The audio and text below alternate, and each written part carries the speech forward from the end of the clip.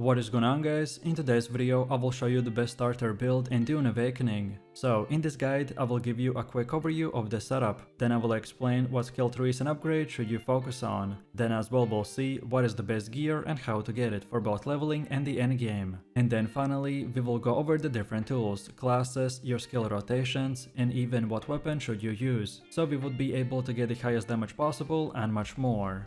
And before we continue, thanks to the Time Saver, their pro website that provides Dune Awakening boosting, custom-based building, all types of items and the currency, with a cheap price and fast delivery. They also have over 4.9 stars on Trustpilot, and this website is really worth a try. So click my link in the description to check them out.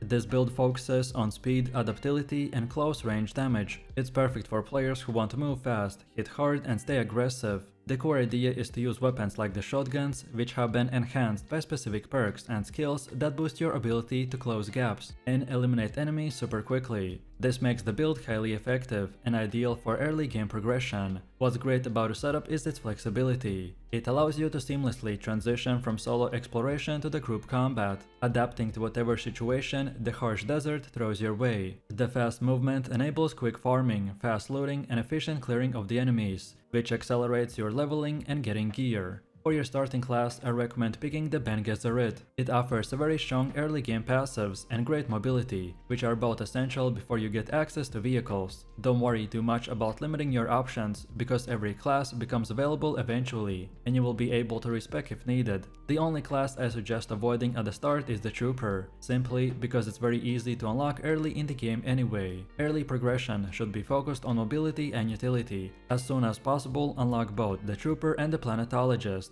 They are found in the first zone and provide mobility options that are key to this build. If you choose Bene Gesserit, then you'll also unlock the Bindu Sprint early on, which gives you a major speed boost. This is especially important early since you won't have access to vehicles yet. This means that you will rely heavily on your own movement to survive, escape, or chase down enemies. You'll want to prioritize unlocking skills like the Bindu Sprint for mobility and Compel, which forces enemies to move towards you and expose them by pulling them out of cover. To make Compel more effective, pick up the Voice Chaining passive to reduce its cooldown. You should also invest into techniques like the Trauma Recovery for healing, Brand the Bindu Stability for stagger resistance and damage reduction, and Metabolize Poison to become immune to poison effects as long as your stamina holds up. These three techniques not only increase your survivability, but also reduce downtime between the engagements, allowing you to push forwards relentlessly. Between levels 20 and 30, you want to focus on unlocking these skills across the Swordmaster, Planetologist, and the Trooper skill trees to round out your early to mid-game setup. This diverse skill spread ensures not only you're fast and deadly, but also resilient, capable of destroying any type of enemy in the game.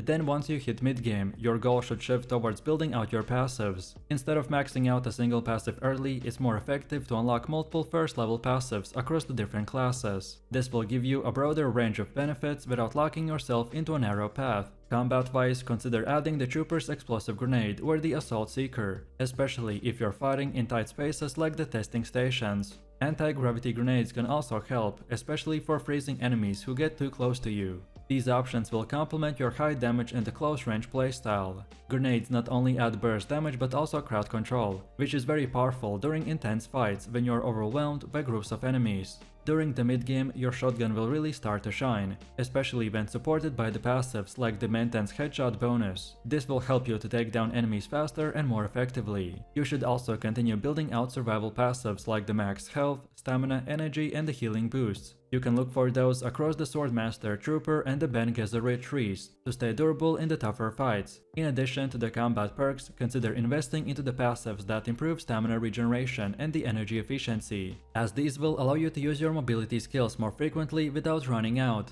And then at the endgame, your focus should be on maxing out every relevant combat and survival passive you acquired so far. At this point, your build should be firing on all cylinders. Now it's about refining it with gap closers and the damage boosters. I recommend to add gap closers like the Verding Step, which teleports you behind the enemy and stuns them, which is a perfect setup for the one-shot shotgun headshot. The Knee Charge is another great skill that both stuns and deal damage by pushing you right into the close range. These skills along the Shigver Claw let you rotate through the powerful, low cooldown abilities, so you can stay consistently mobile and deliver consistent burst damage. The synergy between the gap closers allow you to chain together a flow of crowd control and the damage, which gives you a huge advantage in both PvP and PvE. With your active skills and techniques solidified, spend the rest of your progress by filling out passive trees, particularly that boost survivability and damage output. At this point, your build should be ready for any high endgame challenge in the game. Just don't forget to keep upgrading your weapon perks and armor enhancements, as maxing out your gear will complement your skills perfectly. Next up, let's take a look at the armor, which in Dune is more than just protection. It's your lifeline, especially when playing solo. Each piece needs to help you to survive the environment, stay agile in combat, and endure long enough to finish fights on your terms. For starting armor, the Kira Gap Scout set is one of the best choices. It offers a good balance of mobility, durability, and environmental resistance. You also need a suspensor belt to fully activate this build's movement potential. A great early option is the Emperor Swing MK1, which you can get by obtaining the blueprint from the Imperial Testing Station 2. As you progress, you want to look for armor pieces that improve stamina regeneration and increase your resistance to harsh environmental effects, like the sandstorms and the toxins. Then, as far as best weapons go, this build will work with shotguns and other short-range high-damage weapons. Your first shotgun should be the GRDA-44, which is available through the Iron technology. Early on, Distributor is another solid weapon, as it is great for breaking enemy shields and is also found in the Iron Tech tier. Later on, you want to upgrade it to the Drillshot FK7, which is a shotgun built for mid-range engagements and excels at tearing through the shields, which makes it a great follow-up to the Distributor. Together, these two weapons will form a deadly 1-2 combos that cover most close and mid-range situations. However, if you prefer range combat, then you can also swap to something like the Karpov 38. It offers a solid range, a high fire rate, and a large magazine, which is perfect for clearing groups of enemies. And if melee is more your style, then the Caliph's Jinker is a strong option, thanks to its fast attack speed and solid damage, which gives you a good chance in close quarter duels. Having this flexibility means that you can tailor your weapon choices based on your preferred combat style, or the demands of the specific enemy, which makes this build super versatile.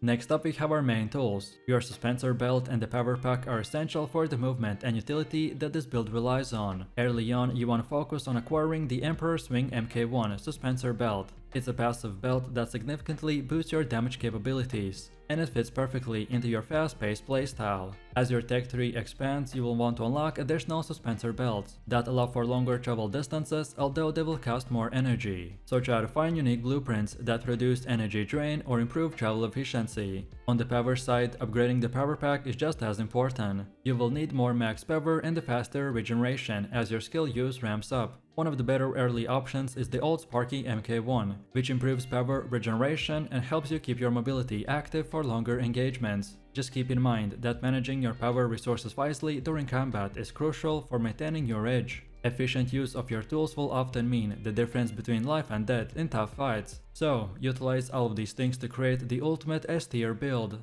And now, last but not least, let's take a look at the gameplay. Having this build is one thing, but using it well is what makes the difference. This setup is built around unpredictability, mobility, and aggressive play. To master it, you need to consistently outmaneuver your enemies. The Shigbear Club will work like a grappling hook. You can use it to stagger enemies or quickly reposition yourself into combat. The Suspensor Dash will let you move mid-air, giving you even more vertical mobility. Then the Anti-Gravity Field and Suspensor Belt allow you and your enemies to float, which adds another layer of movement and control in the combat, especially when crossing through the rough terrain. So use your aerial advantage to take shots while floating and combine it with your Suspensor Belt to glide to large distances and stay hard to hit. The more mobile you are, the harder you'll be able to deal with, and this build is all about staying one step ahead. Remember, your goal is to control the flow of the battle by consistently repositioning and picking your shots carefully. Patience and timing with your skills can turn seemingly impossible fights in your favor, and that's about it. So, let me know what you think about this build in the comments below. If you enjoyed this, then you definitely don't want to miss my previous videos, where I showed you the best class tier lists, more builds, solo player guides, and much more. So click the screen now and I'll see you in the next one.